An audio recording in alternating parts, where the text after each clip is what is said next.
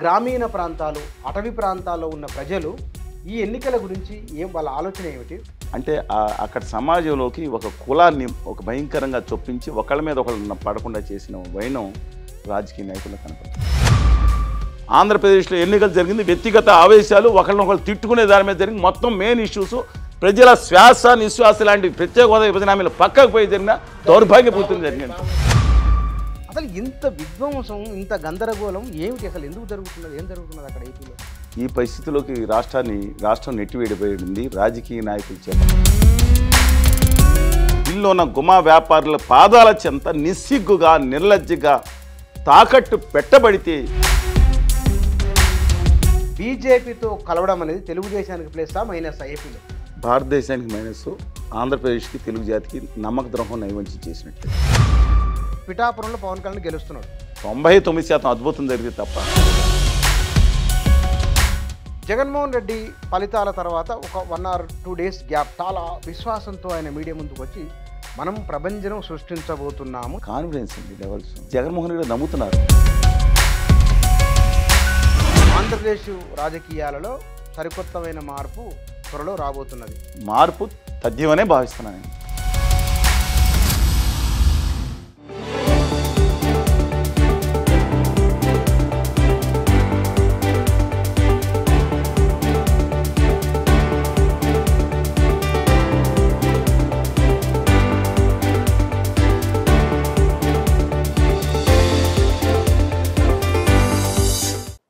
నమస్తే. ఆంధ్రప్రదేశ్ రాజకీయాల గురించి మీడియాలో ప్రతిరోజు ఏదో ఒక సంచలనాత్మకమైన కథనం వస్తూనే ఉన్నది. అది అధికార పక్షం కావచ్చు, అక్కడున్న కూటమి కావచ్చు. ఇంతకు అక్కడ అసెంబ్లీ ఎన్నికల్లో ఎవరు గెలవడానికి అవకాశం ఉంది? నరేంద్ర మోదీ అంటే బీజేపీతో పొత్తు వలన లేదా ఆ కూటమిని అక్కడి ప్రజలు అంగీకరిస్తున్నారా? అక్కడ జరుగుతున్న గందరగోళానికి, ఆందోళనకు, విధ్వంసాలకు కారణం ఏమిటి? వాటి వెనుకున్న అంశాలేమిటి? ఆంధ్రప్రదేశ్లో ఉన్న సాధారణ ప్రజల ఆలోచన ఏమిటి? ఈ విషయాల గురించి మనం మాట్లాడదాం. ఉమ్మడి రాష్ట్రంలోనూ ఆ తర్వాత అక్కడి ప్రజల సమస్యలపైన మాట్లాడుతున్న కార్యాచరణలో ఉన్న వారు ఇంటెలెక్చువల్ చలసాని శ్రీనివాసరావు గారు మన దగ్గర ఉన్నారు. వారిని అడిగి తెలుసుకుందాం. సార్ నమస్కారం. నమస్కారం బుచ్చన్న గారు, అందరికీ నమస్కారం. చాలా రోజుల తర్వాత మళ్ళీ మైట్ టీవీలో. సార్ చాలా రోజుల తర్వాత కలిసినాం. సార్ ఆంధ్రప్రదేశ్ రాజకీయాల గురించి ఇందాక నేను చెప్పినట్లు ప్రతిరోజు ఏదో గందరగోళం, ఎక్కడనో విధ్వంసం, నిన్న మొన్న ఈవీఎంల ధ్వంసం అన్నొకటి, కేసులు అన్నొకటి, రకరకాలు జరుగుతున్నాయి. అసలు ఇంత విధ్వంసం, ఇంత గందరగోళం ఏమిటి? అసలు ఎందుకు జరుగుతున్నది? ఏం జరుగుతున్నది అక్కడ ఏపీలో? అయోమయం అంతర్ధానం. అయోమయం అంతర్ధానం అని ఒక పాత డైలాగ్ ఒకటి ఉందండి. ఈ పరిస్థితిలోకి రాష్ట్రం నెట్టివేయబడింది రాజకీయ నాయకుల చేత, ముఖ్యమైన రాజకీయ నాయకుల చేత. అది దురదృష్టం. 2000 సంవత్సరాల నాటి ఆంధ్ర శాతవాహనుల చరిత్రలో ఖచ్చితంగా మళ్ళీ ఒకసారి చెప్తున్నాను, గౌతమ బుద్ధ శాస్త్రం కానీ ఆ తర్వాత కానీ ప్రస్తుతం విజయవాడ పక్కన అమరావతి రాజధానిగా ఉన్న కోటిలింగాలని, కరీంనగర్ పక్కన కోటిలింగాలు, ఈ 2 రాజధానులకు ఉండేవి. ఇక్కడి నుంచి కరవాలను చేపట్టి గుజరాత్ని జయించి తన సామ్రాజ్యాన్ని ఈవెన్ ప్రస్తుతం బొంబాయి, కొలాబాలు కూడా పరిపాలించిన చరిత్ర ఉన్న అందరూ ఆంధ్రలోనే వారు, తెలంగాణ ఆంధ్ర ఏదైనా సరే ఆ చరిత్ర ఉన్న జాతి ఇవాళ ముఖ్యంగా తెలంగాణలో కూడా పోరాట స్ఫూర్తి ఇంకా మిగిలి ఉంది. బట్టి విక్రమార్క గారు కానీ, రేవంత్ గారు కానీ, కేటీఆర్ గారు కానీ, ఆర్ఎస్ ప్రవీణ్ కుమార్ గారు, వెంకటరెడ్డి గారు, వీరభద్రం గారు ఎక్కడో చోట ఢిల్లీ పాదుషాల పదఘట్టంలో నలిగిపోకుండా తమ వాదనని వినిపిస్తూ ఉన్న పరిస్థితి ఒకే తెలుగు జాతిలో పుట్టిన బిడ్డల్లో ఒక దగ్గర ఉంటే, బానిసత్వంలో మగ్గిపోతూ ఆంధ్రప్రదేశ్ని తీసుకెళ్ళి ఢిల్లీలో ఉన్న గుమా వ్యాపారుల పాదాల చెంత నిస్సిగ్గుగా నిర్లజ్జగా తాకట్టు పెట్టబడితే ఏమీ చేయలేని పరిస్థితుల్లో, ఎవరొకరిని బరపాల్సిన పరిస్థితుల్లో మెజార్టీ ప్రజానాయకం ఉండిపోయిందంటే గుండెలో 2000 సంవత్సరాల గుండెలో బాధ కలుగుతుంది. అల్లూరు సీతారామరాజు స్ఫూర్తి, కొమరం భీమ్ స్ఫూర్తి, లేదంటే కుయ్యాల నరసింహరావు స్ఫూర్తి, కన్నెగంటి హనుమంతు స్ఫూర్తి, లేదంటే కనీసం ఆంధ్రకేసరి స్ఫూర్తి ఏమీ లేకుండా పోయిందంటే చాలా బాధగా ఉందండి. కానీ మీరు బహుశా 2-3 సార్లు ఫోన్ చేస్తే, ఒకసారి మీరు ఎక్కడో పార్వతీపురంలో ట్రైబల్ ఏరియాలో ఉన్నారు, ఒకసారి ఎక్కడో పోలవరం ముంపు ఏరియాలో ఉన్నారు, అనంతపురం చాలా తిరుగుతున్నారు కదా. గ్రామీణ ప్రాంతాల్లో తిరుగుతున్నారు. ఈ ప్రశ్నకు నాకు సమాధానం మీరు చెప్పలేదు, మళ్ళీ అడుగుతా నేను. ఓకే. ఆ గ్రామీణ ప్రాంతాలు, అటవీ ప్రాంతాల్లో ఉన్న ప్రజలు ఈ ఎన్నికల గురించి వాళ్ళ ఆలోచన ఏమిటి? ఏమనుకుంటున్నారు వాళ్ళు? బాగా పోలరైజేషన్ అయిపోయినాయండి పాలిటిక్స్. వ్యక్తిగత అంశాలు ఇప్పటిని సామాన్య ప్రజలు ఏమనుకుంటున్నారంటే గ్రామాల్లో కూడా, తండాల్లో కూడా, ఆదివాసీ కూడా తండాల గూడాల్లో కూడా అక్కడ ఏం జరుగుతుందంటే తమకొచ్చే ప్రయోజనాల కోసం చూసుకునే వాళ్ళు ఎక్కువ మంది అయిపోయారు. స్వార్థం పరమావధి అయిపోయిన దాంట్లో ఎవరో కూడా అతిథులు కాదు, అందరూ ఒకే సమాజం, కొంచెం అటు ఇటు తేడా ఉంటుంది. అక్కడ ప్రాంతాల్లో మాత్రం తమకు వచ్చే పథకాలను చూసుకుని దాని మీద ఎక్కువ కేంద్రీకరించి ప్రభుత్వం బాగా పనిచేస్తుంది అనుకునే వాళ్ళు కొంతమంది ఉన్నారు, లోపాలు ఉన్నా సరే. అదే పోలవరంలో నిర్వాసితుల విషయంలో మాత్రం మేము పాదయాత్ర కూడా చేసాం, అక్కడ హెల్త్ క్యాంపులు పెట్టాం, చాలా గట్టిగా నిలబడ్డాం. అక్కడ ఆందోళనతో ఉన్నారు, చాలా బాధాతప్తంతో ఉన్నారు. అనంతపురంలో రైతుల్లో శనక్కాయలు చాలా ఇబ్బందికరమైన పరిస్థితులు వచ్చినప్పుడు కూడా ఏం చేయలేని నిర్వేద పరిస్థితులు ఉన్నారు. అనేక విభిన్న కోణాలు ఉన్నాయి.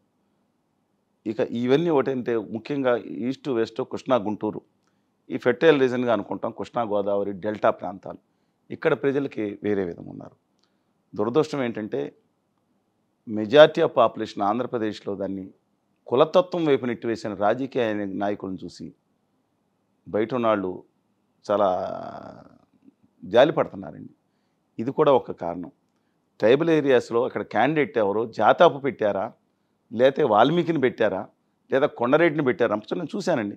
ఇది కూడా అక్కడ పరిగణలోకి వెళ్ళిపోయిందంటే మీరు మామూలుగా అక్కడ కాపు, కమ్మ, రెడ్డి, వెల్మ, బ్రాహ్మణ ఈ ఇత ఆధిపత్య వర్గాలు కానీ మాల, మాదిగ, లేదా బోయ, యాదవ, గౌడ, పద్మశాలి, ముత్తరాసు, తెలుగోళ్ళు కూడా అక్కడ ఉన్నారు. మొత్తం అంతా ఈ మనం అనుకుంటాం నెంబర్ ఆఫ్ సెటిబుల్ చేయని కాదు. అంటే అక్కడ సమాజంలోకి ఒక కులాన్ని ఒక భయంకరంగా చొప్పించి ఒకళ్ళ మీద ఒకళ్ళు పడకుండా చేసిన వైనం రాజకీయ నాయకుల్లో కనపడుతుంది. మిగతా ప్రాంతాల్లో తమ ప్రాంత అస్తిత్వం కోసం లేదా మతం కూడా, ఇక్కడ మతం కూడా పెద్ద ఇది కాదండి, ఇవన్నీ వెళ్ళిపోయిన వైనం కనపడుతుంది. అది డబ్బు ప్రవాహం కనపడుతుంది ఎన్నికల్లో. మనం ఏ పార్టీలో మాట్లాడట్లేదు, నేను పార్టీలకు అతీతంగా మాట్లాడుకున్నాం. అందువల్ల డబ్బు ప్రభావం కనపడుతుంది. స్థానికంగా ఆ రోజు ఇచ్చే తాయిలాలు అన్నవండి, ఆ రోజు ఇచ్చే ప్రయోజక సంక్షేమ కార్యక్రమం ఇవన్నీ కూడా ప్రజల మీద ప్రభావం కనపడుతుంది. ఇవి ప్రభావాలు ఉన్నాయి. ఓటు పర్సెంటేజ్ విపరీతంగా పెరిగింది.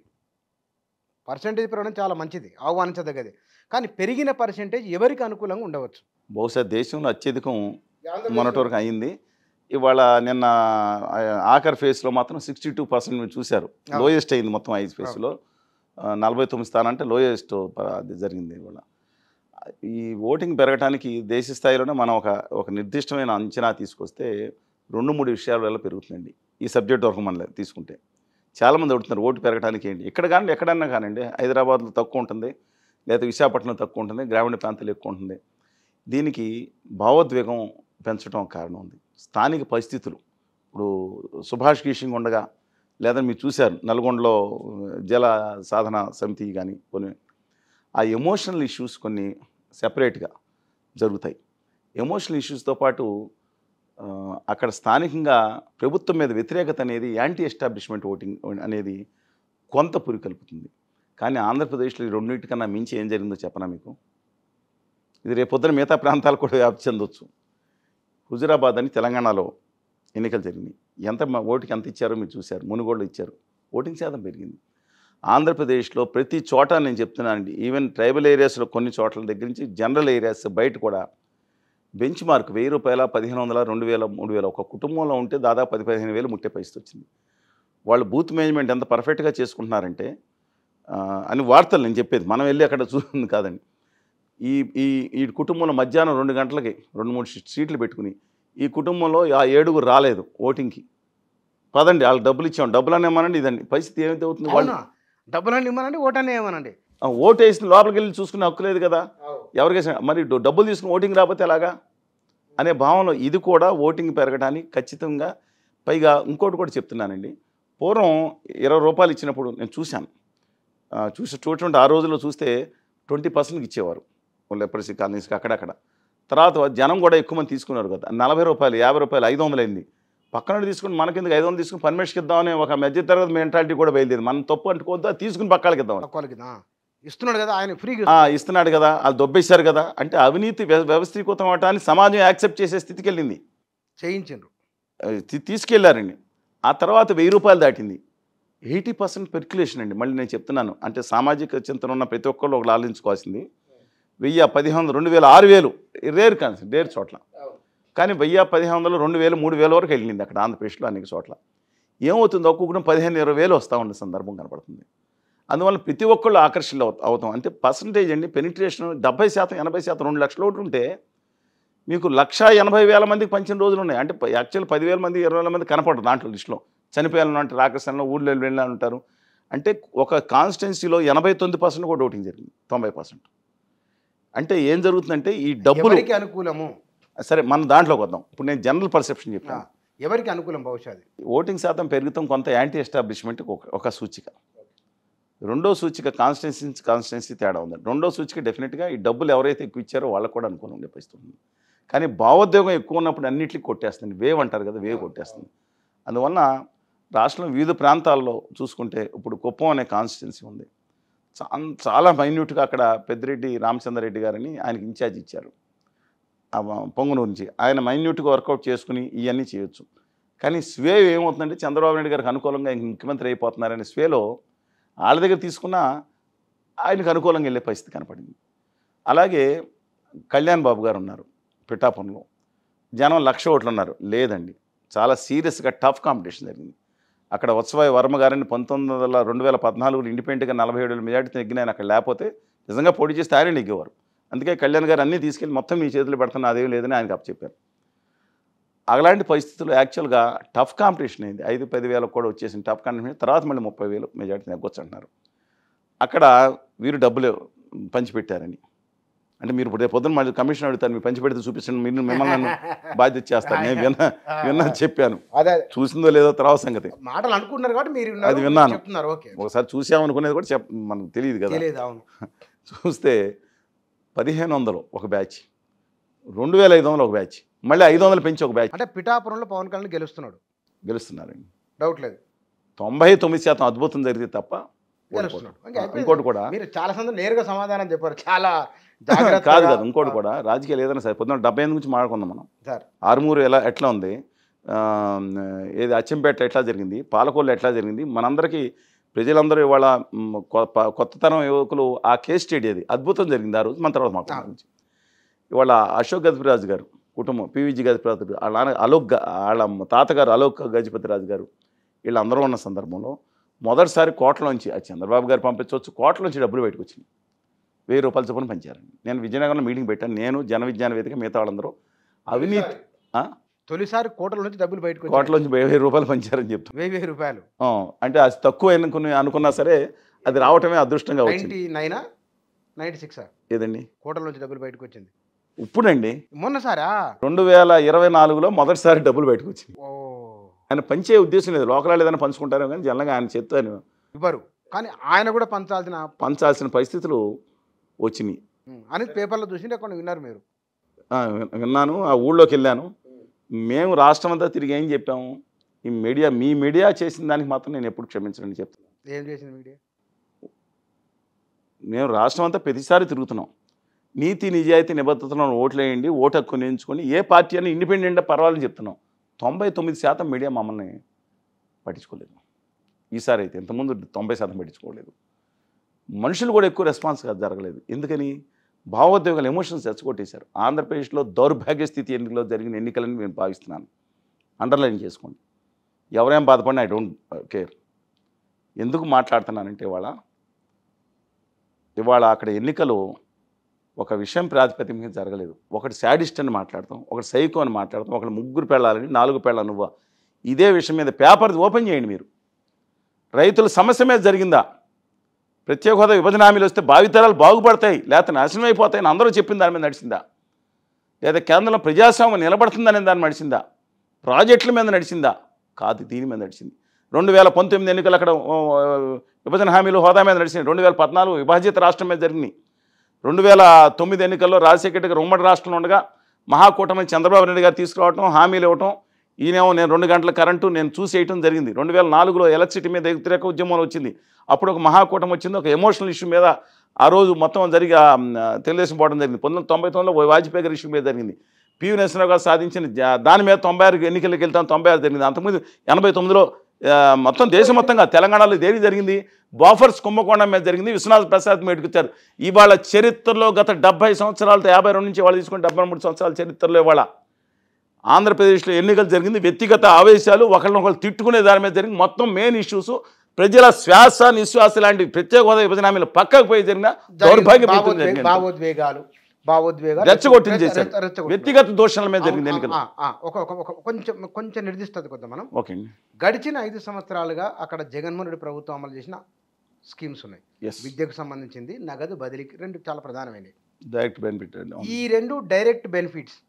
రెండు డైరెక్ట్ బెనిఫిట్స్ ఎంత మేరకు ఎన్నికలను ప్రభావితం చేసే అవకాశం ఉన్నది? జగన్మోహన్ రెడ్డి గారి పాలన మిగతా విషయాల్లో చూసుకుంటేనండి, ఎక్సెప్ట్ దిస్ ఆయనకి 10% ఓట్లు కూడా రాకూడదు.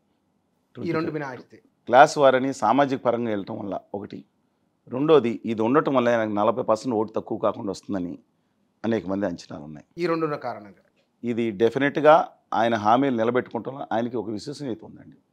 రాజశేఖర రెడ్డి గారికి ఉంది, ఎన్టీ రామారావు గారు ఉన్నట్టే. ఒక మాట ఇస్తే మీరు తెలంగాణలో కేసీఆర్ గారితో కంపేర్ చేయొద్దు. 2 బెడ్రూమ్ హౌసెస్ అని ఆయన చెప్పి 5% ఆయన ఓడిపోవడానికి 3 కారణాలు ఎందుకు రెండు నేను తెలుగు కంపేర్ చేస్తాను. ఇక్కడ జరిగినప్పుడు అక్కడ 2 బెడ్రూమ్ అని చెప్పి 5%కి ఇవ్వటం, ఈ మిగతా వాళ్ళందరూ ఏదైనా మాకు యాంటీ అవ్వటం, దళిత బంధుని ఒక చోట ప్రవేశపెట్టి 10 లక్షలు, అది యాక్చువల్లీ అంత కూడా ఎవరు ఆశించలేదు. ఆ రోజు పెడతాం, మిగతా చోట ఫెయిల్ అయిపోవటం, ఈ అహంకారం, కాళేశ్వరం ప్లస్ ఈగోయిజం, మనిషిని కలవని ఈగోయిజం ఎలాగ దెబ్బ కొట్టిందో ఆంధ్రప్రదేశ్లో అయితే స్కీముల విషయంలో జగన్మోహన్ రెడ్డి గారు ఆయన మద్య నిషేధం లేదా సిపిఎస్ 1-2 ఆ హామీలు మినహాయించి సంక్షేమంలో ఏం చెప్పారో కొంచెం అటు ఇటు అన్ని పథకాలు అమలు చేశారు, ప్రతి ఇంటికి చేర్చారు. చాలామంది మీరు ఆ సంక్షేమ పథకం అనేది ఒక అర్థం మీకు చెప్తానండి. ఒక విషయంలో అయితే మనం రాజకీయాలకు అతీతంగా మాట్లాడుకోండి. మీకు కూడా పార్టీలు లేవు, నాకు పార్టీ లేవు.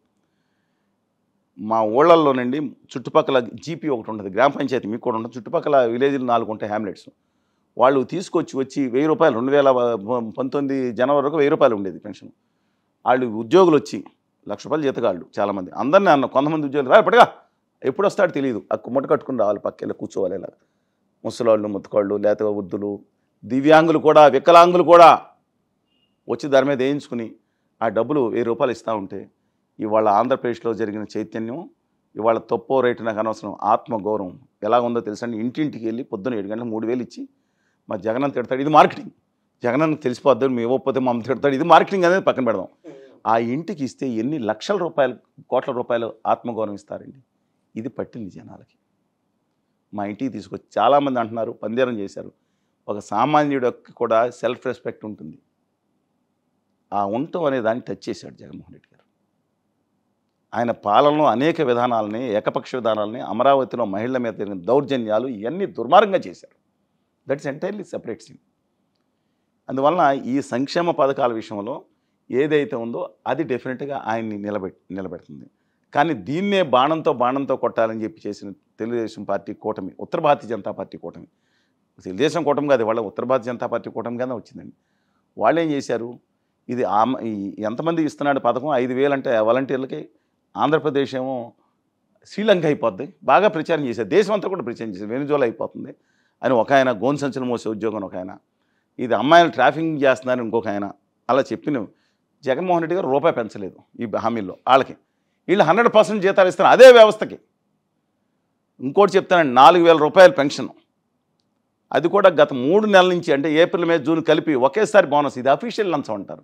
అంటే 7,000 నేను అధికారంలోకి వచ్చింది, అది 7,000 డైరెక్ట్గా ఇచ్చేది 1,500, 2,000, 3,000 ఉంది ఇస్తానంటాం. జగన్మోహన్ రెడ్డి గారు బట్టన్ నొక్కి అదో అఫీషియల్ లంచం. ఆ దివ్యాంగులకి 9,000 రూపాయలు జూలై 1వ తారీఖున మీ అకౌంట్లో పడుతుంది. 9,000 అంటే పాత బాకీ 3,000, ఆ నెల 6,000, 9,000 రూపాయలు మీ చేతిలో పడుతుంది. అలాగే ఇంకా కోమార్పిటీస్ వాళ్ళ పెన్షన్ల బడ్జెట్ మీకు తెలుసా, you cannot compare with any other state. పైగా చంద్రబాబు నాయుడు గారు 50 సంవత్సరాల్లో నిండుగానే ఎస్సీ, బీసీ మైనార్టీలకి 70-80% 50 ఏళ్ళు దాటితే పెన్షన్ అన్నారు. అవునండి, అది ఎస్సీ, బీసీ మైనార్టీలకి పక్కన రాయలేదు, తర్వాత కండిషన్స్ అప్లై ఉంటుంది. కానీ 50 ఏళ్ళు దాటితే ఇంకో విషయం ఇప్పుడు ఎస్సీ, ఎస్టీ, బీసీలు అంటే మెజారిటీ మైనార్టీ అందరు కలిపి మెజారిటీ వాళ్ళే అవుతారు. 80%, 75% ఇస్తున్నారు. అది కూడా కాకుండా 18 ఏళ్ళు నిండిన మహిళకి, ప్రతి యువతికి, ఇది మీకు ఎంతన్నా ఉండే ఆస్తి, దాంట్లో కండిషన్ పెట్టలేదు, 1,500 పాకెట్ మనీ, నెలకు 1,500 ఇస్తూ ఉంటారు. 50 ఏళ్ళు వచ్చేంత వరకు, ఓసీలకు 59 ఏళ్ళు వచ్చేంత వరకు. ఇది కాకుండా ప్రతి ఇంటికి గ్యాస్ బండ, ఇక్కడ 500 కాదండి, ఫ్రీ, 3 గ్యాస్ బండలు ఫ్రీ. దాంతో ఎమ్మెల్యేలు కొంతమంది బయలుదేరి ఉత్తర భారతీయ జనతా కూటమి ఎమ్మెల్యేలు ఒక నెల, ఎందుకంటే చాలా గ్రామాల్లో మీకు తెలిసి ఉంటుందండి, ఊరు పల్లెలు మీరు కరీంనగర్ దగ్గరికి వెళ్ళండి, ప్రకాశం జిల్లాకి వెళ్ళండి, అక్కడ కుటుంబాలు వేరేని, పెద్ద కుటుంబం ప్రతి వాళ్ళకు గ్యాస్ బండ, మరి ఈ స్కీమ్ తక్కువ రావాలి కదా, అందుకని ఇలాగా. ఈ నేపథ్యంలో వాళ్ళకి మూడు సిలిండర్లు 3 నెలలు వస్తుంది ఒక్కొక్కరికి. ఇంకోటి కూడా ఎమ్మెల్యే ఇస్తా అన్నట్టుకు వస్తారు, అంటే 4 గ్యాస్ సిలిండర్లు ఫ్రీ, బస్సులు తెలంగాణలో పెట్టినట్టే బస్సులు ఫ్రీ మహిళలకి, అది జిల్లాల స్థాయి వరకు అని చెప్తున్నా. ఇవన్నీ ఇంకా చాలా స్కీములు ఉన్నాయి.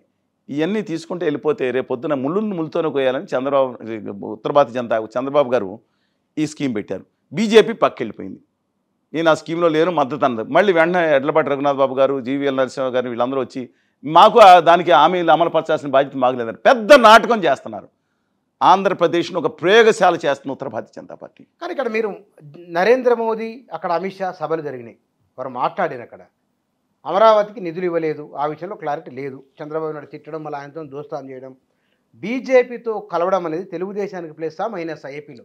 భారతదేశానికి మైనస్, ఆంధ్రప్రదేశ్కి తెలుగు జాతికి నమ్మక ద్రోహం నైవంచం చేసినట్లే. ఎందుకంటానంటే మైనస్ కూడా ఒక విధంగా, ఎందుకంటే ఇవాళ ఉత్తర భారతీయ జనతా పార్టీతో కలవకముందు వామపక్షాలు, జనసేన, తెలుగుదేశం పార్టీ 120 స్థానాలు మినిమం నెగ్గే పరిస్థితి దగ్గర నుంచి ఈ ల్యాండ్ టైటిలింగ్ అటు 150, 160 కూడా వెళ్ళిన ఆశ్చర్యపడే పరిస్థితి లేదు.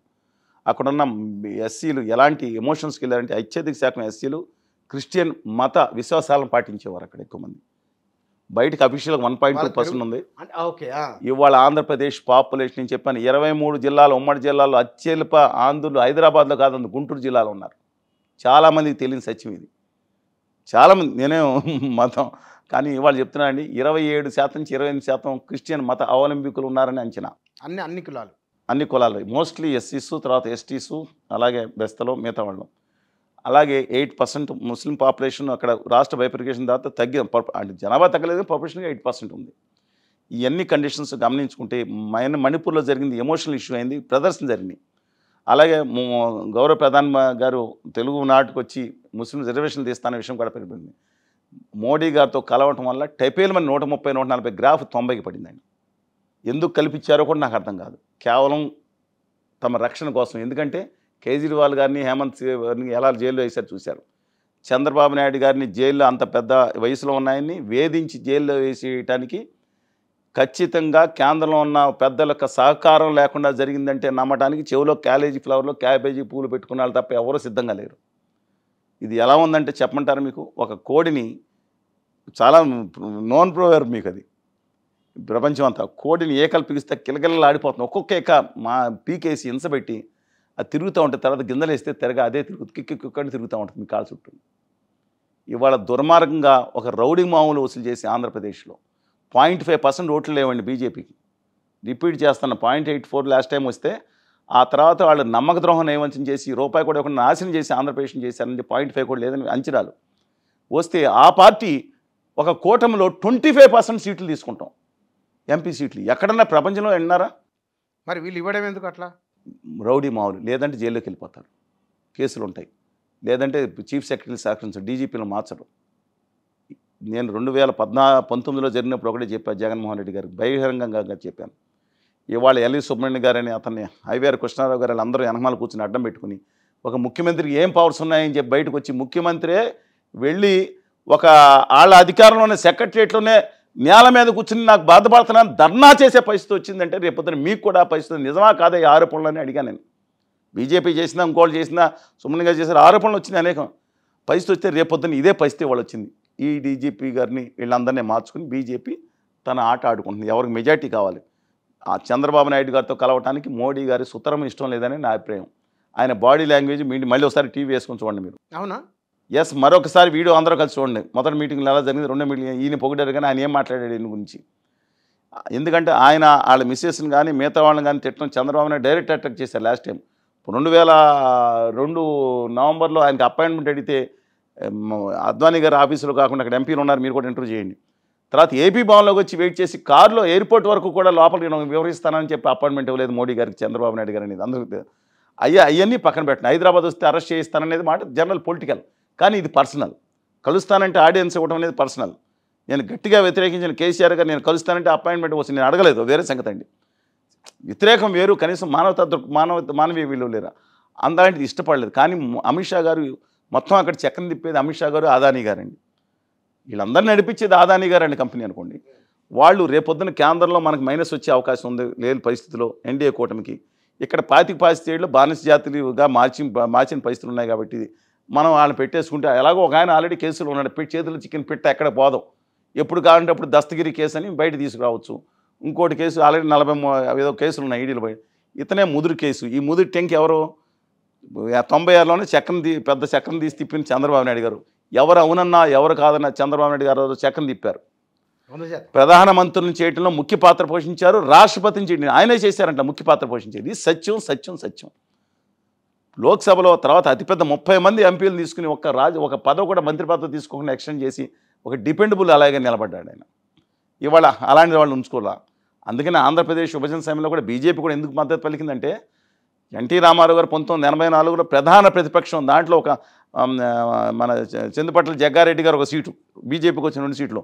అమ్మేదోళ్ళు తెలుగు వాళ్ళు ఇంత 42 సీట్లే కాకుండా కర్ణాటకలో 6 సీట్లు, తమిళనాడులో 9 సీట్లు కలిగి ఉన్నారు వీళ్ళు.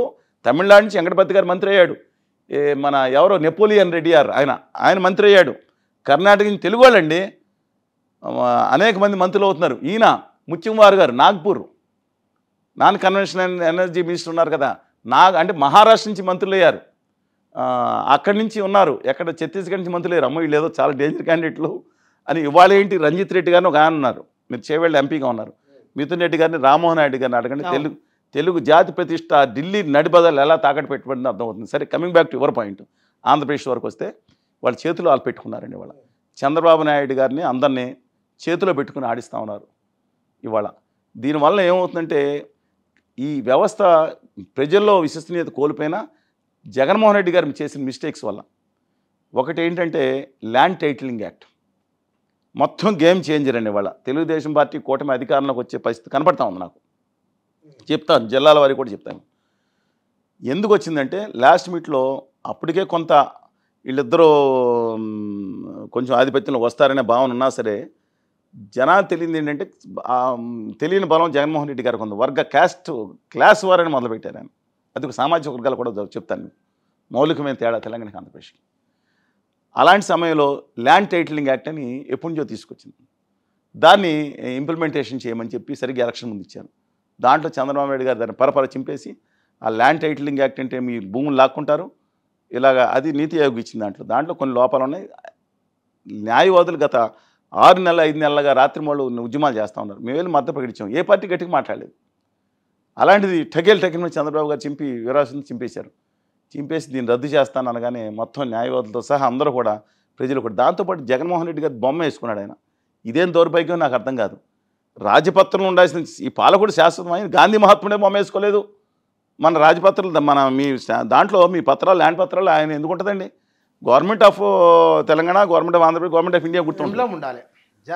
ఎంబలం ఉండకుండా ఆయన బొమ్మ ఏంటి? ఈయన బొమ్మ ఎంబలమా? ఆయన అడిగారు మా మిత్రుడు కానీ ఫోన్ చేసి, ఏంటి జగన్ గారు ఎలా చేసుకుని, లేదన్నా అది ఎవరో ఇక్కడ ఏమంటారు బొమ్మ ఎక్కడో ఒకటి వేయండి అన్నా. నేను నిజంగా ఇంత ఎంపేది కానీ అది మొత్తం గేమ్ చేంజర్ అండి. అంటే మీ ఉద్దేశం నాకు కొంచెం క్లారిటీ కావాలి. Yes please. జగన్మోహన్ రెడ్డికి 40% ఓట్లు రాబోతున్నాయి 2 స్కీమ్స్ వల్ల, ఆత్మగౌరవం పెరిగిందని మీరు 40% ఉంది కానీ గెలిచే వాళ్ళకి ఎక్కువ వస్తున్నాయి అనాలి, మీరే అన్నారు. ఎస్, ఆత్మగౌరవం అనేది అల్టిమేట్ డైలాగ్ సామాన్యుల్లో. ఎస్, అదే సామాన్యులు ఎవరు? 80% సామాన్యులే కాదు.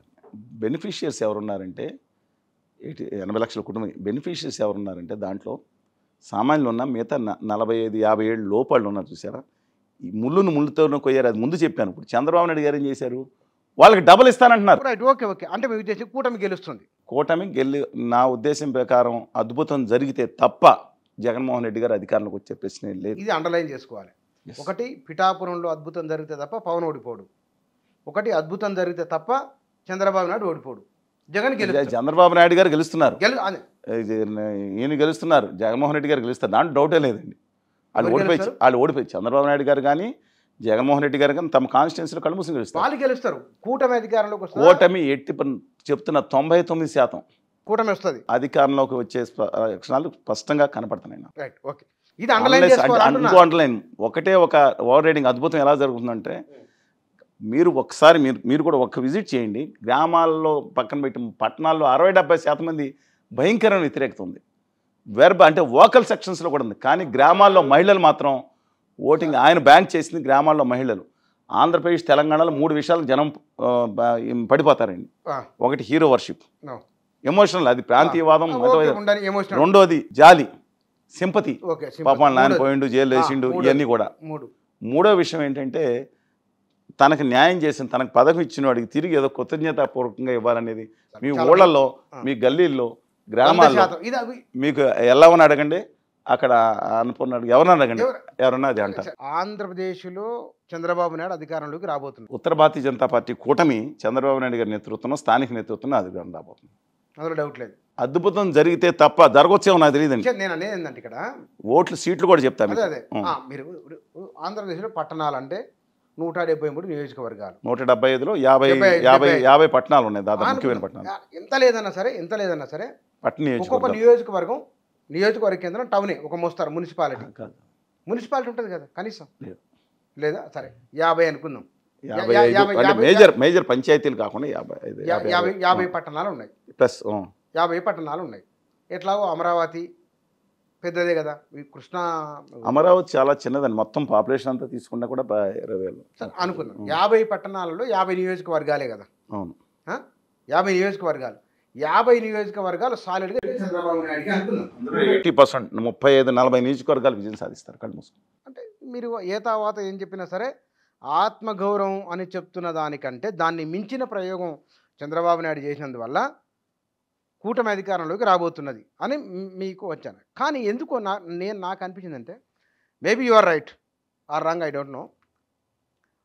జగన్మోహన్ రెడ్డి ఫలితాల తర్వాత ఒక 1 or 2 days గ్యాప్ చాలా విశ్వాసంతో ఆయన మీడియా ముందుకు వచ్చి మనం ప్రభంజనం సృష్టించబోతున్నాము, దేశం అంతా మనకి చూస్తున్నాడు. 150 ఎవరికి చెప్పాలి? ఐపాక్ టీవీకి చెప్పాలి. మనకు రిపోర్ట్స్ ప్రకారం మనం విశ్వాసం ఈ 4 చెప్తున్నాడు. సర్వే చేసిన టీంని పిలిపించి మనం 150 గెలుస్తున్నామని ఈయన చెప్తున్నారండి. చెప్పాల్సింది ఎవరు? మొత్తం చేసి మేమే కదా పొలిటికల్ మేమే చేసాం సార్, మనం 150 గెలుస్తున్నాం వాళ్ళు చెప్పాలి. ఈయనకి ఆయన చెప్పినాక ఆయన చెప్పిన కాదు, ఈయనకి చెప్తున్నారు. రెండో విషయం ఏంటంటే కాన్ఫిడెన్స్ అండి, లెవెల్స్. చంద్రబాబు నాయుడు గారు 2019లో తన ఓటమి చెందుతున్నా అన్న విషయం 90% తెలుసు ఆయనకి. ప్రజల్లో క్యాడర్లో నింపడానికి ఆత్మవిశ్వాసం 120 అన్నారు. కానీ ఇక్కడ జగన్మోహన్ రెడ్డి నమ్ముతున్నారు. అంగన్వాడీ వర్కర్స్ విషయంలో నేను కానీ, జైడి లక్ష్మణ్ గారు కానీ, అందరం మంత్రులతో కానీ, చీఫ్ సెక్రటరీ గారితో మాట్లాడాం. పాపం వాళ్ళ గురించి 1000 రూపాయలన్నా పెంచండి. తర్వాత ఆయన అన్నారు, చీఫ్ సెక్రటరీ జవహర్ రెడ్డి గారు అన్నారు, బొత్స సత్యనారాయణ గారితో కూడా మాట్లాడాను, నేను కూడా మాట్లాడాను. అది 1000 రూపాయలు అయితే మాకు అఢాగ్గా పెంచండి, మిగతాది మీ తర్వాత పెంచుతారు, కానీ వాళ్ళు చాలా ఇబ్బంది పడుతున్నారు, తెలంగాణ మీద 1000 రూపాయలు ఎక్కువ పెంచుతారని హామీ ఇచ్చాడు జగన్మోహన్ రెడ్డి గారు అన్న. ఆ 1000 రూపాయలు అయితే మా డిస్కషన్లో ఉందని లోపల కింద జగన్మోహన్ రెడ్డి గారు అన్నారంట. అది పెంచేదేంది? నేను జూలైలో వస్తున్నా కదా, మందే కదా ప్రభుత్వం, 3000 పెంచుతాను నేను అవసరమైతే అంటే. ఎవరు పెడితే వాళ్ళు ధర్నా చేసి ఇచ్చేస్తామా? ఆయన ఇవాళ కూడా మొన్న ఒక పెద్ద మనిషి చేస్తారు, ఆయన వెళ్ళి 113 సీట్లు వస్తున్నాయని 15వ తారీఖు ఉదయం మాట్లాడారంట జగన్మోహన్ రెడ్డి గారి ముందు. 14 ఉదయం 15 ఏంటి 115 వస్తే మా నాన్న చెప్పినట్టు ఆయన ఏమన్నాడు, రాజశేఖర్ 2009లో ప్యాస్ మార్కులు వేసారా 150 వచ్చింది అన్నాడు. మనకని ప్యాస్ మార్కులు ఆయనే గెలిచినట్టు కదా చంద్రబాబు అని కంపెనీ. 130 తక్కువ రాసి పెట్టుకుని లోపలికి వెళ్ళిపోయాడు. ఆయన నమ్ముతున్నాడు. ఆయన ఎక్కువ కేసీఆర్ గారు కలపపోయినా కొడుకులు, అల్లుళ్ళు, మిగతా వాళ్ళు ప్రజలతో సంబంధాలు కలిగి ఉన్నారు. ఎస్పెషల్లీ హరీష్ రావు గారు డెప్త్ వెళ్ళిపోతాడు, గ్రామ రూట్స్లో సంబంధాలు ఉన్నాయి. హరీష్ రావు గారు పరిమితం అయిపోయాడు, అధికారాలు మొత్తం కేంద్రీకరించుకుని జనాల నుంచి కొంచెం దూరం అయినా సరే కాన్సన్ట్రేషన్. కానీ ఆంధ్రప్రదేశ్లో అసలు పరిస్థితి లేదండి, దయచేసి గమనించండి. ఈయన తర్వాత సెకండ్ది మనిషే లేరు అసలు. మాట్లాడటానికి ఎన్నికల టైంలో నగర్లో రోజా గారు మీ అందరికీ తెలిసిన ఆవిడ తన నియోజకవర్గంలో ఉన్న వైకాపా వాళ్ళతో పోరాటంతో నిమగ్నం అయిపోయి ఉన్నారు. ఆవిడ పేరు నాని గారు, కొంచెం ఆర్టికులేట్ చేసే నాలెడ్జ్ ఉన్న వ్యక్తి. ఆయన వాళ్ళ అబ్బాయి ఎన్నికలు ఉన్నారు. కొడాలి నాని గారు పేకల దాకా ఎన్నికల్లో మునిగిపోయి ఉన్నారు.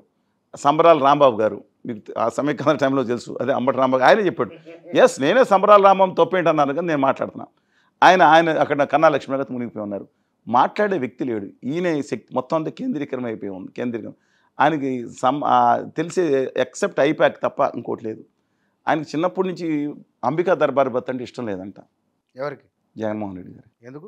భగవంతునికి భక్తునికి అనుసంధానం అంబికా దర్బార్ బత్ అని మీకు ఆదిలాబాద్ నుంచి చిత్తూరు వరకు నడిచేది. అందుకని ఈయన ఏంటంటే ఈ ఎమ్మెల్యేలు ఎంపీలు అందరూ కాదు, నేను ఎన్టీ రామారావు గారు కూడా ఉంది ప్రజల దేవాలయం నేను రైట్గా ఉంది. ఈ అంబికా దర్బార్ బతిని ఎత్తేసారు ఆయన. అంటే అంబికా కృష్ణ గారి మీద కోపం కాదులేండి, తీసేసి నేను నా ప్రజలు డైరెక్ట్ బెనిఫిషియర్స్ మధ్యలో వాలంటీర్ కింద ఉంటాడు అంతే. అనుసంధానం అవసరం లేదు. ఇవాళ నేను అక్కడ ఒక సభ పెట్టాము మేము. అయిపోయిన తర్వాత నెక్స్ట్ మీటింగు ఎంపీటీసీలు జెడ్పీటీసీలు ప్లస్ వీళ్ళు ఉన్నారు ఎవరు సర్పంచులు 70% మంది వైకాపా వాళ్ళే నా దగ్గరికి వచ్చారు. అన్న మేము అందరం ఇలా అన్యాయం జరుగుతుంది, మేము అందరం ఎగ్నిస్ట్ మీ పార్టీ కదా, ఏముందన్న మా దగ్గర మేము వెళ్ళి గెంచుకుని ఇంత ఖర్చు పెట్టుకుని కండవాలేసి కూర్చుంటే వచ్చేపోయేవాడు కూడా మా దగ్గర రావట్లేదు. పూర్వం క్యాస్ట్ సర్టిఫికేట్ రావాలని వచ్చేవాడు, ఇంకోటి ఇప్పించండి అని అంటే నేను ఎంఆర్ఓకి చెప్తాననేవాడిని. ఇప్పుడేమో అంతా వాలంటీర్లు చేసేస్తున్నారు. బ్రహ్మాండమైన సేవలు జరుగుతున్నాయి ఆంధ్రప్రదేశ్లో. దేశం చూడాల్సింది. దుర్మార్గాలు జరిగినాయి జగన్ గారి పాలనలో, అదే మాట్లాడుకుందాం. ఇవాళ 400 సేవలు, నేను గిరిజన ప్రాంతాలకు వెళ్తేనంటే గ్రామ సచివాలయాలు 400 రకాల సేవలు, కొంతకి 300 రకాలన్నా వాళ్ళు తీసుకెళ్ళి సచివాలయ సిబ్బంది, గ్రామ సచివాలయాలు ఖచ్చితంగా సర్పంచులకు అధికారులు అవ్వాలి. వేరే కొత్త వ్యవస్థ దేశంలోనే.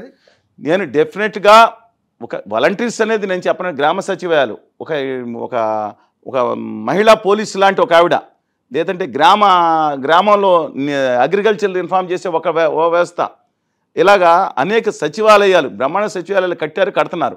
ఈ వ్యవస్థలో గ్రామాల్లో వాలంటీర్లు అంత వ్యవస్థ అవసరం లేదంటే నాకు అనవసరం. కానీ ఇది మీ ఇంటికి తీసుకొచ్చి ఇవాళ నేను చెప్తున్నాను రండి. మీరు అన్నారు అచ్చంపేట వెళ్తే, అచ్చంపేట కదా అమరాబాద్ కదా, నేను మేమందరం కలిసాం ఎక్కడో అడవుల్లో బోరంపూర్ చెరువు అవతల. ఇంకా నేను లోపలికి వెళ్ళిపోయా, కాళ్ళు చూసేసి బాగులు వస్తున్నాయని అడవుల్లోకి పెంటల్లోకి వెళ్ళిపోయాం. లోపలికి మనం వెళ్తే అక్కడ వాడు ఒక సర్టిఫికేట్ తెచ్చుకోవడానికి నరక యాత్ర పడతాడండి. అమరావతి రావడానికి 3 బస్సులు మారాలి. అలాంటిది వాళ్ళ వాలంటీర్ అక్కడికి వెళ్ళి ప్రతి 50 మందికి వాలంటీర్ ఇంటికి వెళ్ళి నీకేం సర్టిఫికేట్ కావాలి, నీకేం కావాలి ఇంటికి ఇస్తుంటే అంటే నాకు జనం అర్థం. నేను I'm not supporting Jaganmohan Reddy garu at all because of his authoritative behaviour. మీరు చాలా క్లియర్గా ఉన్నారు. నాకు ఎందుకో మిమ్మల్ని నేను చాలాసార్లు ఇంటర్వ్యూ చేసిన, ఇవాళ చాలా క్లియర్గా ఉన్నారు మీరు. ఒకటి, చంద్రబాబు నాయుడు గెలుస్తున్నారని చెప్తున్నారు. నెంబర్ 2, జగన్మోహన్ రెడ్డి చేసిన పనులు చాలా బాగున్నాయి, మైనస్ కూడా ఉన్నాయని చెప్తున్నాను. దుర్మార్గంగా అహంకారపూరితంగా కక్ష సాధింపు చర్యలు చేయడం. జగన్మోహన్ రెడ్డి ప్లస్ మైనస్ చెప్తున్నారు, చంద్రబాబు నాయుడు ప్లస్ మైనస్ చెప్తూ చంద్రబాబు అధికారంలోకి రాబోతున్నాడు. ఇది క్లారిటీ ఉంది మీకు. చంద్రబాబు నాయుడు గారికి అండి ఈ సంక్షేమ పథకాల్లో విజనరీ లేదే. ఆయన ఎట్లా ఉంటాడంటే భవిష్యత్తు, సాఫ్ట్వేర్, అభివృద్ధిలో గొప్ప వ్యక్తిత్వం ఉంది అనుకుంటారు ఆయనకి. ఆయనకు పేరుంది, ఎవరి పేరు వారికి ఉంది. అంటే ఇక్కడ ఆంధ్రప్రదేశ్ రాజకీయాలలో సరికొత్తమైన మార్పు త్వరలో రాబోతున్నది. మార్పు తథ్యమనే భావిస్తున్నాను నేను. ఉత్తర భారతీయ జనతా పార్టీ ప్రత్యక్ష బానిసలు అధికారంలోకి వచ్చే అవకాశం కనపడుతుంది, పరోక్ష బానిసలు అధికారంలోకి వెళ్ళిపోయి కనపడుతుంది. ఒక మాట చెప్పాను నేను, నాకు అందరికి బాధగా ఉన్నా సరే జరిగిన సత్యం ఇది. మీరు చెప్తున్నాను అంటే బహుశా మీకు ఆంధ్రప్రదేశ్ మీద చాలా ప్రేమ ఉన్నది, తెలుగు జాతి మీద ప్రేమ ఉంది. ఇప్పుడు మీరందరూ గౌరవించిన శ్రీమతి మురుసుపల్లి శర్మ గారు అని కొంతమంది అనుకోండి, కానీ వైఎస్ శర్మ గారు వైఎస్ఆర్ తెలంగాణ పార్టీ పెట్టి చాలా తిరిగారు. 5 ఏళ్ళు ఇక్కడ రేవంత్ రెడ్డి గారిని ఫుట్బాల్ రక్తాలు ఆవిడ చెప్పిన మాట్లాంటారు, చెవుల నుంచి రక్తాలు వచ్చేసి కాంగ్రెస్ కానీ ఇది కానీ. సార్ వారు వెళ్ళారు, ఆవిడ ఏమన్నారు, నాకు ఆ రాష్ట్రంతో సంబంధంలే, నా పక్క రాష్ట్రం అని ఒక మోడరేటర్ని పట్టుకుని మీ ఆవిడ అక్కడ ఆవిడని పర్సనల్ విషయాలు తీసుకొచ్చి ఆడపిల్లే కదా మీ ఆవిడ, ఆడపిల్ల అంటారు ఏడపిల్ల అంటారని అంతెళ్ళి ఆ రాష్ట్రంలో మేము నరకయాత్ర పడి ప్రత్యేక హోదా విభజన చేస్తాను, జనాలు చచ్చిపోయిన ఆత్మత్యాగం చేసుకున్నారు, మాకు ఆ పక్క రాష్ట్రంతో సంబంధం ఏంటి, నేను పిల్లల్ని ఎక్కడెక్కడన్నా సంబంధం లేదన్న ఆవిడ సంగతి చూశారు. ఆవిడేమైనా సంబంధం, కానీ నేను తెలుగు జాతి మొత్తం కావాలనుకున్నాను. రాష్ట్రంలో కోవిడ్ వచ్చినప్పుడు ఎక్కడ నిజామాబాద్, ఎక్కడ ఖమ్మం, లేదా మిగతా ప్రాంతాలతో ఎందుకు పోల్చుకుంటున్నారు? నేను పోల్చుకోవట్లేదు. నేను ఏమన్నా అంటే పోల్చుకోవడం కాదు, ఆంధ్రప్రదేశ్లోకి ఆవిడకి వచ్చి చెప్తున్నానండి. మాకున్న కన్ఫ్యూజన్ మీరు దయచేసి వారిని తిరిగి తెలంగాణ తీసుకుంటే లోక్సభకు గెలుస్తున్నారు అని పెద్ద ఎత్తున ప్రచారం జరుగుతున్నది. మరి గెలుస్తారా వారు? ఎన్నికలకి 15 రోజుల ముందు వరకు డిపాజిట్ వస్తే డిపాజిట్లు సగం వచ్చినా ఎక్కువ అనుకునే పరిస్థితి. ఎక్కడా చరిత్రలో లేని విధంగా మొత్తం అంత ప్రచారాన్ని చాపుచుట్టి పక్కన పడేసి గత 2-3 వారాల నుంచి కేవలం కడప ఆవిడ కాన్స్టిట్యున్సీలో ఆవిడ పిలిచి అధ్యక్షురాలు, గౌరవ అధ్యక్షురాలు, I respect him otherwise for fighting spirit, that is అంటే డిఫరెంట్. అక్కడే ఉండి మొత్తం 175 కాన్స్టిట్యున్సీలో జనాన్ని ఎండగట్టేసి ₹1 ఇచ్చిందో లేదు మీరు అడగండి ఎవరన్నా సరే, అక్కడే పెట్టుకున్నారు. అయినా సరే తెలుగుదేశం పార్టీ క్యాండిడేట్ కూడా భూపేష్ రెడ్డి గారు మంచి వ్యక్తి, కానీ ఆవిడ ఓట్లు కూడా ట్రాన్స్ఫర్ అయ్యి డబ్బులు పెట్టి కొన్నారంట ₹1000. ఒక ఓటు అన్నకే, ఒక ఓటు చెల్లికని పులివెందులు కూడా ప్రచారం జరిగింది.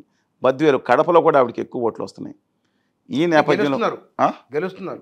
నాకు ఉద్దేశం ప్రకారం డిపాజిట్ పైన కొంచెం దాటుతున్నామని అనుమానం. డిపాజిట్ వస్తుంది, డిపాజిట్ వచ్చి ఎందుకంటే మొత్తం పెట్టేశారు కదండి.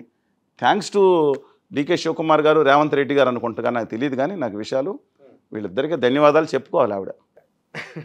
నేను అంతకుమించి నేను చెప్పలేను. కానీ మీరు ఆంధ్రప్రదేశ్ మీద ఇంత ప్రేమ, ఇంత నా ఆంధ్రప్రదేశ్ మీద ఖచ్చితంగా ఉంది. తెలుగు జాతి నాకు కావాలనుకుంటాను. కానీ ఆ రోజు బాధపడ్డానండి. అమరావతిలో మోడీ గారు చేసిన తర్వాత కేసీ గారి ప్రాణం మీద నాకు భయం వచ్చింది. ఆ రోజు ఒక క్షణం గుండె పక్కన రైట్ సైడ్ స్టేజ్ మీద ఉన్నాను నేను. కేసీఆర్ గారు, మోడీ గారు సెంటర్ స్టేజ్ మీద ఉన్నారు కదా, ఆ రైట్ సైడ్ స్టేజ్ మీద ఉన్నారు. మీరు కావాలంటే విజువల్స్ చూడండి. ఒక క్షణం కుట్టుకుంది నాకు గుండె, కేసీఆర్ గారు ఏమైపోతారు అని. కేసీఆర్ సార్ మీకు కన్సర్న్ ఉన్నది ఆయన కాదండి. ఆ రోజు మోడీ గారు ఎందుకని అడగలేదు. కేసీఆర్ మిమ్మల్ని కూడా సెటైర్ చేసిన మీ మీద కూడా తెలుసుగా. ఏదో చేస్తూ ఉంటారు ఆయన. ఇంతవరకు ఆయన అదొక బాధగా ఉంది నాకు. ఎందుకంటే ఉద్యమాన్ని తిట్టొచ్చు కానీ జాతి పరంగా, తెలుగు జాతి పరంగా ఆయన అన్న మాటలు ఇంకా గుండె గాయపడింది మాకు.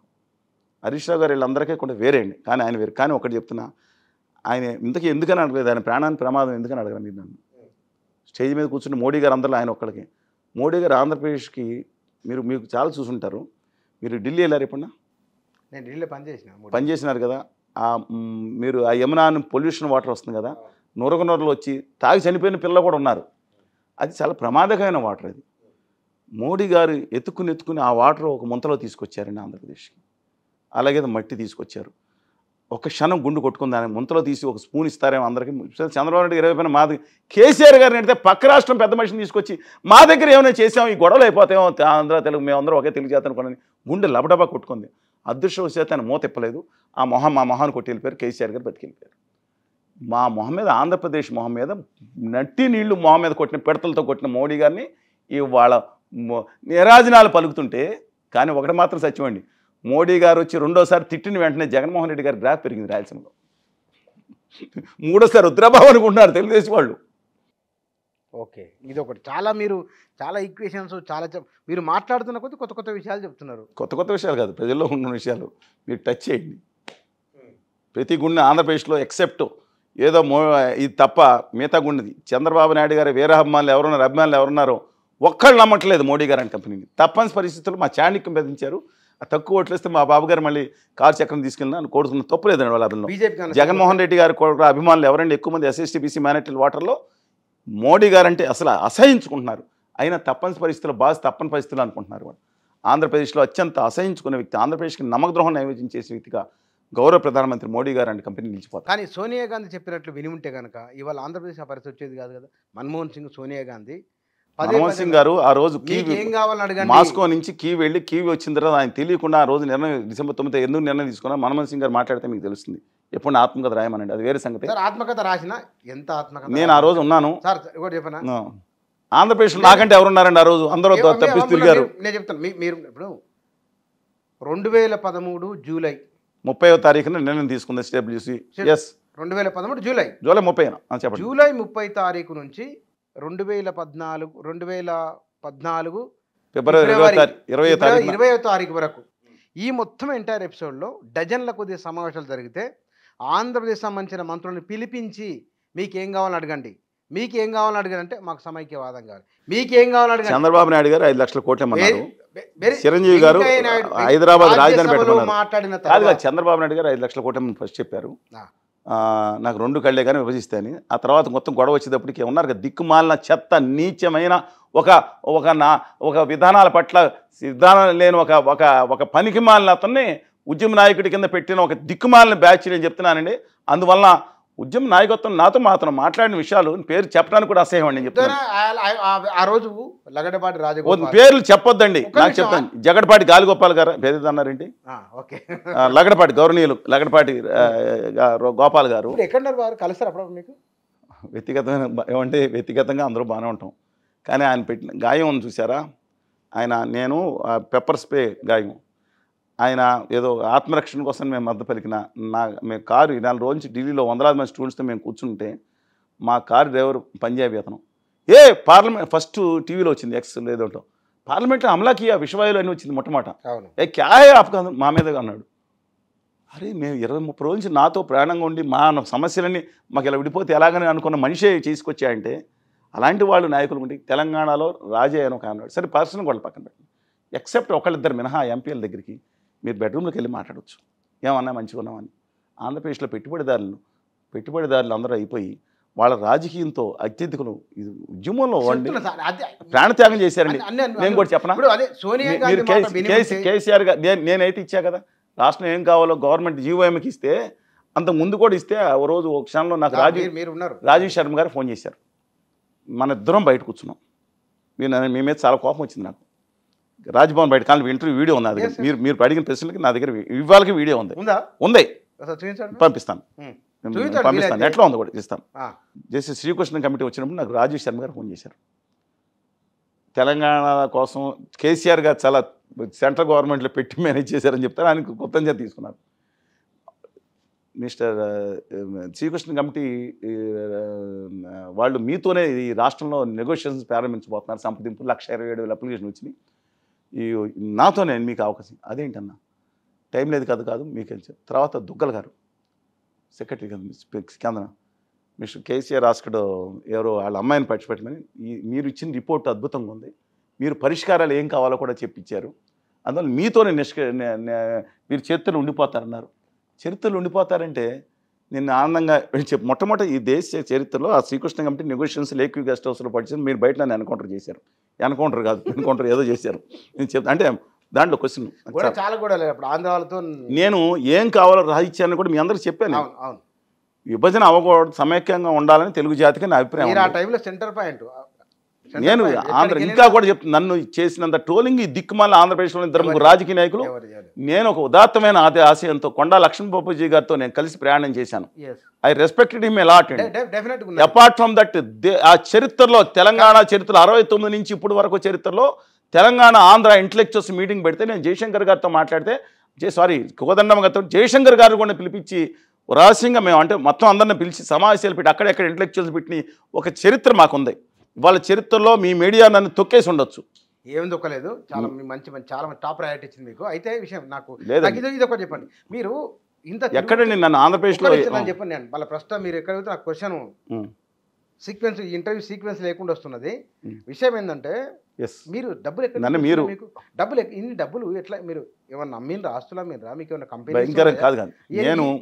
నేను గడిచిన 17 సంవత్సరాలు దగ్గర 20 ఏళ్ళు ఇన్నేళ్ళకెళ్ళి చూస్తూ వస్తున్నా ఇదే డ్రెస్ ఇదే వ్యవహారం ఇట్లే తిరుగుతున్నారు. మీరు ఎక్కడంటే తిరుగుడమే.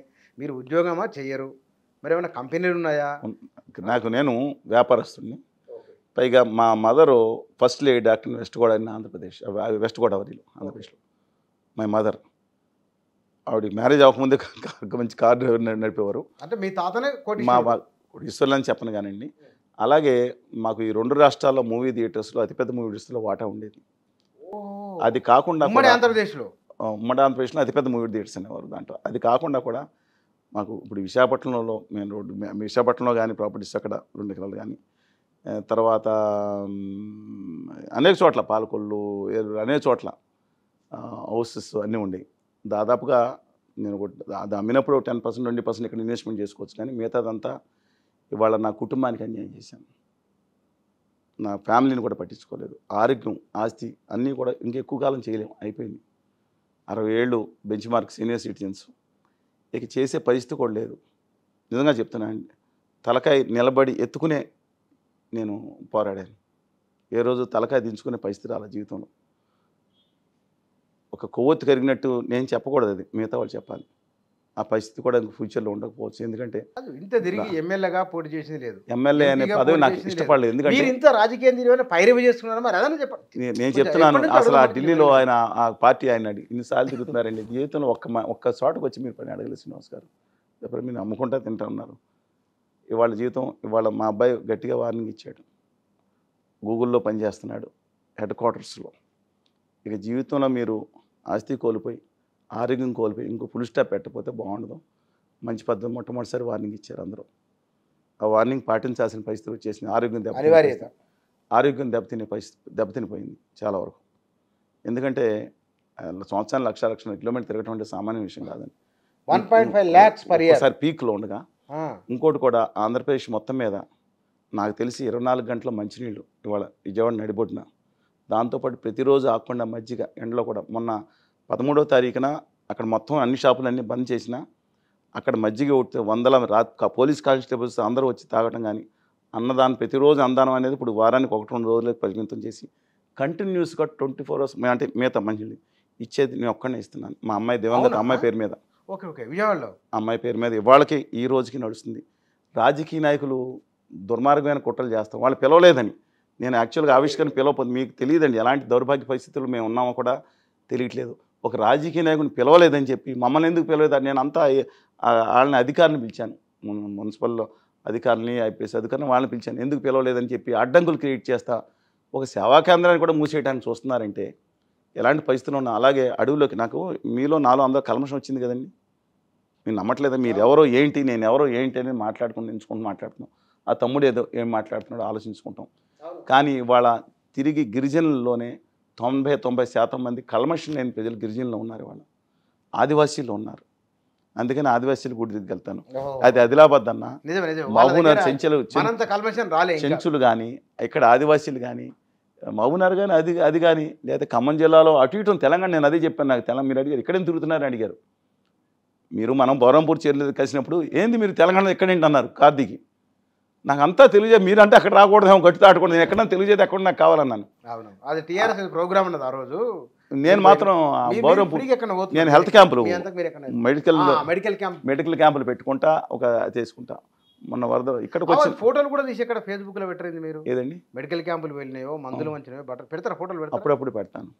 అసలు యాక్చువల్గా పెద్ద నాయకులందరినీ కలిస్తే ఆ ఫోటోలు తీసుకుని పెట్టాలనే ఇది లేకుండా పోయిందండి.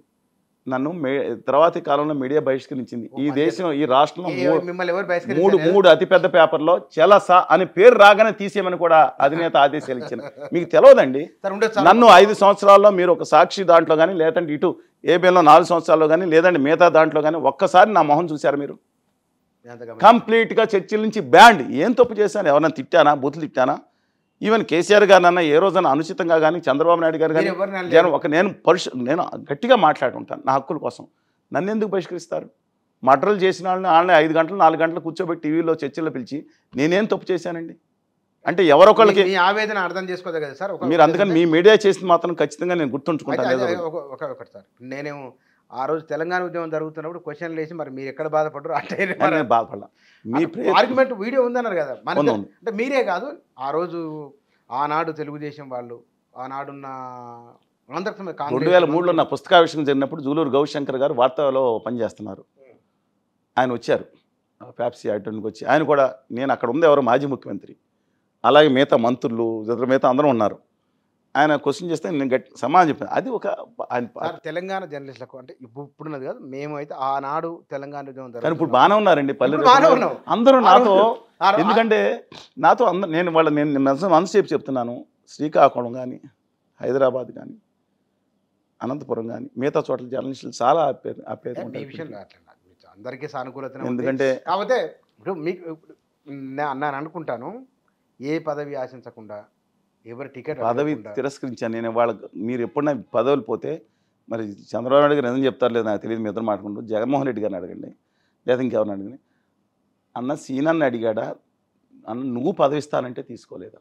This is benchmark. పదవులు ఆశించకుండా కదా, పదవులు వద్దనుకున్నాను. అది ఒకరోజు మళ్ళీ మనం ఈ ఇంటర్వ్యూ తర్వాత ఆంధ్రప్రదేశ్ రిజల్ట్ వచ్చిన తర్వాత మీ గురించి అసలు మీరు ఏం చదువుకున్నారు, మీ వ్యవహారం ఏమిటి, ఈ ఆహారం ఏమిటి, భుజం మీద కండువ ఏమిటి, అసలు ఎందుకు వచ్చింది కానీ కూడా వీలైతే మరొక ఇంటర్వ్యూ భాషా సమితిగా నేను ఎప్పటి నుంచో మీ పర్సనల్ ప్రొఫైల్ ఒకటి చేసి పెడదాం ఉండని అట్లా.